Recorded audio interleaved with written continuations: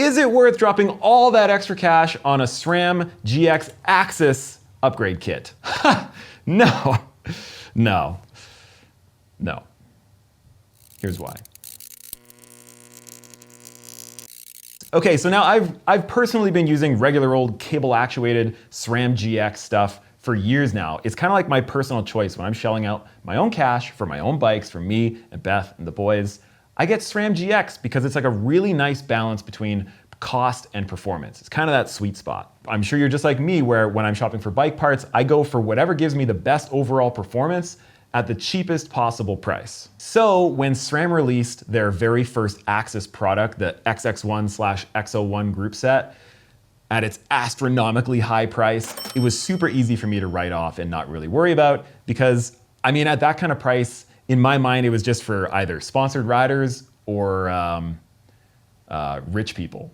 But now with GX AXS, that giant unblinking eye of the SRAM marketing department is fixed solely on riders like you and me.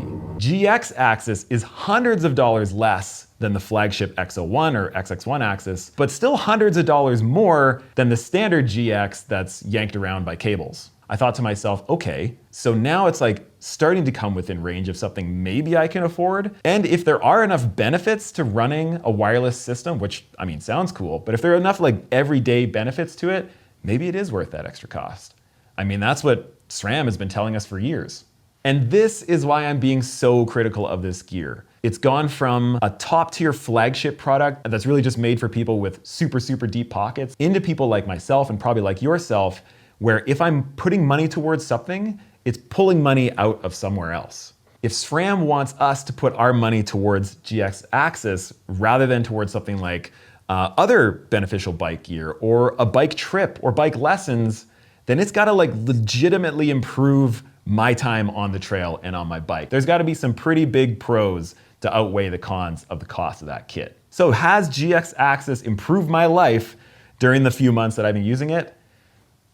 I'll just go out straight out and say it right now, no, it hasn't. And in a lot of ways, it's actually made it worse. Let me explain. But first, let's start with what I liked about the system.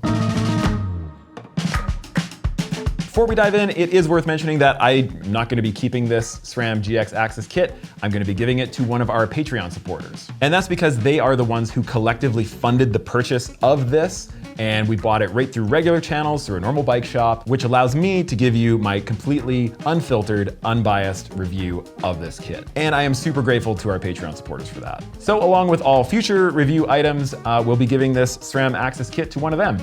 All right, I mean, box is nice. Fancy box. It was all laid out really nicely on the inside. I was just telling Hunter before we hit record on this that, I mean, there are some things inside there that was nice to get, like a really nice multi-tool. And then I thought, wait, do they need to include that multi-tool? Maybe just save us a couple of bucks and not include it in the box. The setup for the GX AXS system was as you might expect. And I feel like that's one of the first thoughts that I had when dreaming about owning an AXS system was the setup. Just bolting the shifter on the bars, bolting this on the back, running the chain through. It's a lot more straightforward simply because you don't have to run that cable through and deal with tension and all of that. It wasn't totally seamless. You're still setting up a SRAM Eagle derailleur, and it has its own special little things you have to pay attention to, and you have to use that special little tool to make sure the B screw is all perfect. But for the most part, setup was quite easy. I enjoyed it.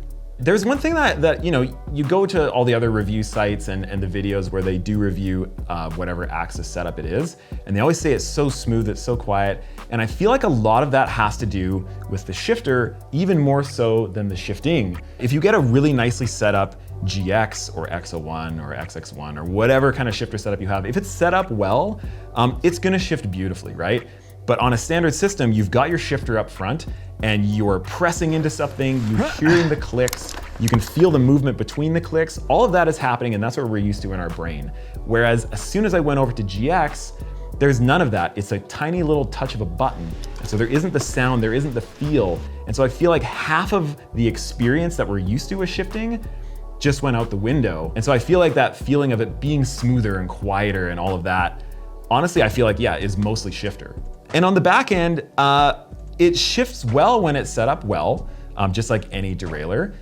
but I truly don't think it shifts any better than anything else out there. It was fine. I can honestly say that maybe the slight bump in shift quality wasn't actually really improving the quality of my ride. Now, another thing that I did like with it was a little bit of a cleaner cockpit. You just have one less cable running out in front of your bars, and especially as someone like me that does a lot of POV filming, the less cables, the better, really. But again, it wasn't that huge of a benefit. So the positive aspects of my experience with GX AXS was a little bit easier setup, a nice button feel, I guess, on the bars, and a slightly cleaner cockpit. That's about that. And now for the cons list.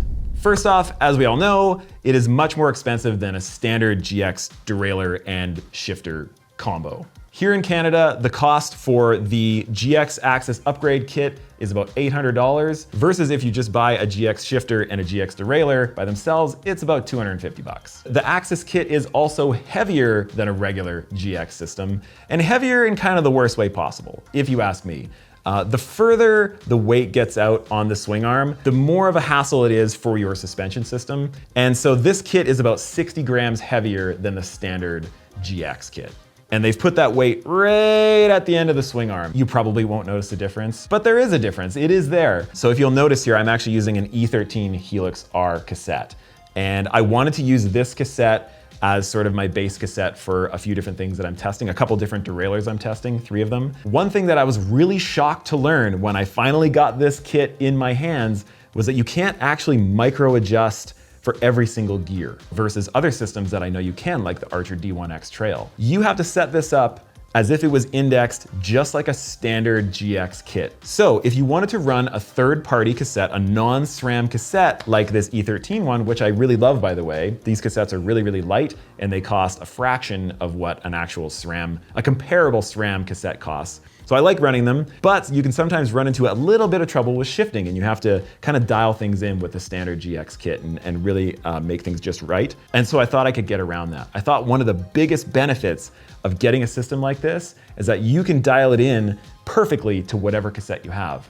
But that's not actually how it works. You're basically setting it up, you're micro adjusting it to this second largest cog right here. And after that, it's indexed just like every other GX cable actuated GX derailleur or any cable actuated derailleur out there. So if your cassette doesn't line up perfectly with it, you will never get it to shift perfectly. And that's kind of been my experience with this. It will never be quite as good as running a full SRAM kit, a full SRAM cassette with your SRAM derailleur, which is fine if you already have that, but I was pretty bummed that it didn't open up the opportunity to run some different cassettes. So the shift quality really isn't all that different than a standard cable actuated setup. Right, now there are different programs you can set up so that, if you press the button for a certain amount of time, it'll shift, 3 gears or 2 gears or whatever, which is cool. It always felt a little bit awkward to have this like preset. It's like, now it will change 3 gears or now it will change 2 gears. So I never really used it all that much. And the other side of it was when I was setting this up, in order to actually enable any of those modes, you have to create an account. And so I was sitting there just trying to get my bike going, and all of a sudden I'm entering in my email and trying to come up with a password just so that I can change a setting on my derailleur for my bicycle. Another thing that I noticed while riding on the trail was the fact that I don't have any feedback for how the shifts are going in the back of my bike. You know where you're riding and there's like a steep uphill in front of you and you need to dump some gears? You can kind of tell, you can feel how it's going back there, whether it's kind of binding up or if it's going smoothly, and you can kind of decide how much further to push that as you move down the cassette. But with the AXS system, it's just a button you're just pushing a bunch of times or pressing and holding. And then this thing's just smashing through no matter what's going on. And I don't love that. I don't have any proof of this yet, but I would wager that as time goes on, that you just might be wearing through your cassette faster than normal. Another thing that I found, and other people that I've talked to who have this system have also found, is that the clutch on this derailleur in particular, it seems weaker than the standard GX or any other SRAM derailleur that I've had. And as you know, there's not a real proper way to adjust clutch tension. So I've been finding that my chain is slapping around and making a lot more noise than normal once I switched over to GX AXS. And again, one of my friends that's running the same system has said the same thing, so I don't think it's just my unit.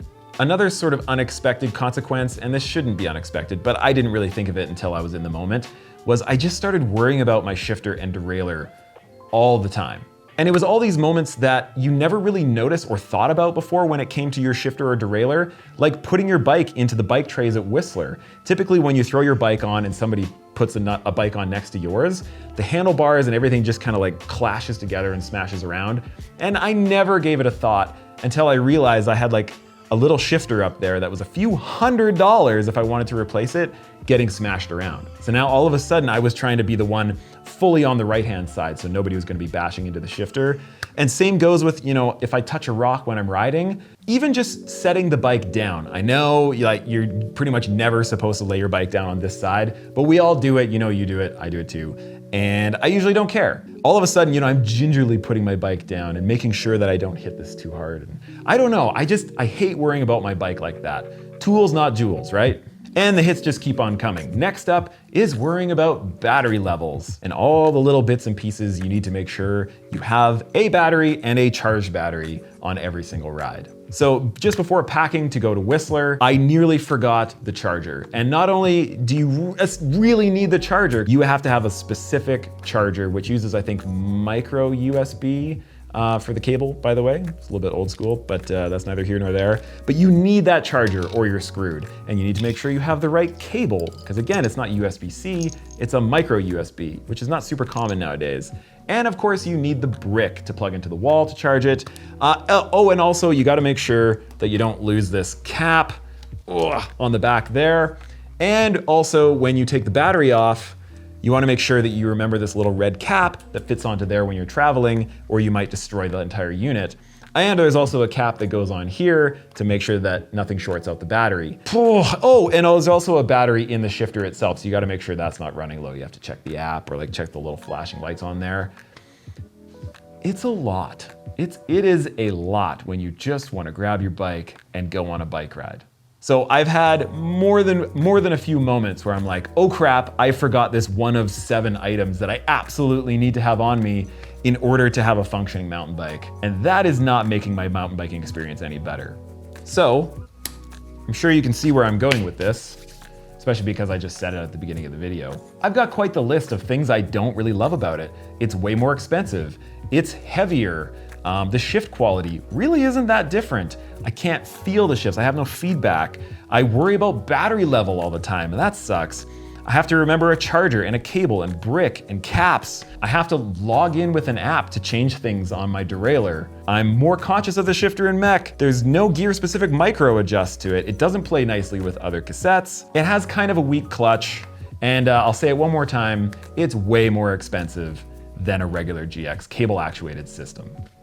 So that's been my GX AXS experience. The pro list is about this big and the cons list is about this big. And if it's something that costs more money, if it's taking money away from somewhere else that I could upgrade my bike or take some lessons, those pros and cons lists need to be switched. I need a ton of pros to installing this on my bike for how much more it costs. So in my opinion, I don't think this specific GX AXS setup is for anybody. You can spend your money much better places on your bike, whether to upgrade suspension or tires or handlebar, or again, take some lessons. This has been my GX AXS experience, and I want to thank our Patreon supporters so much for funding this project. And again, one of those supporters will be getting this system and not having to pay for it, which, you know, big thumbs up for that. But now I want to hear from you. Does your opinion match with mine? Has your experience been my experience? Am I completely out to lunch? Am I missing something here? Let me know down in the comments below.